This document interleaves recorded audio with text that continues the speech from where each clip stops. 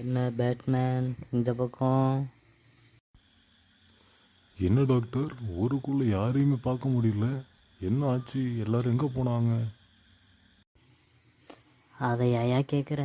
எல்லாரும் ஒயின் ஷாப்பில் சரக்கை வாங்கி குடிச்சுப்புட்டு எல்லாரும் உடம்பு சரியில்லாமல் கிடக்காங்கய்யா.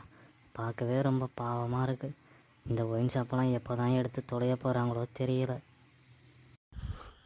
காலையிலேருந்து நைட்டு வரைக்கும் கஷ்டப்பட்டு சம்பாதிக்கிற காசை எடுத்து கொண்டு போய் மதுங்கிற விஷத்தை வாங்கி குடிச்சிட்டு தன்னோட உடலையும் கெடுத்துக்கிட்டு தன்னோட குடும்பம் குழந்தைங்களை நடுத்தெருவில் விடுற இந்த மாதிரி மனுஷங்க இருக்கிற வரைக்கும் இந்த நாடும் திருந்தாது, யாரும் திருந்த போகிறதில்ல டாக்டர்.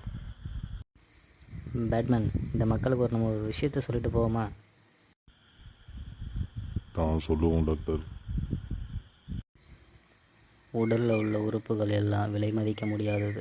அதை ஒரு வாட்டி கெடுத்துக்கிட்டிங்கன்னா திரும்ப வரவே வராது.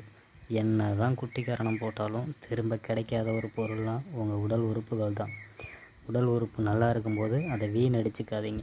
கெட்ட பழக்கத்தை இன்னையோட விட்டுருங்க. தயவு செய்து கேட்டுக்கிறேன், இன்னையோட விட்டுருங்க. ஆமாம் டாக்டர், நானும் ஒரு விஷயத்த சொல்லிக்கிறேன்.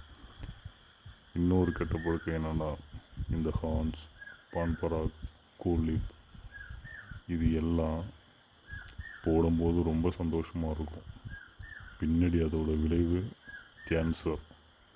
அது வந்தவனுக்கு தான் தெரியும் அதோட ஆபத்து என்னன்னு. அதனால் இதையும் இன்னையோட விட்டுருங்க.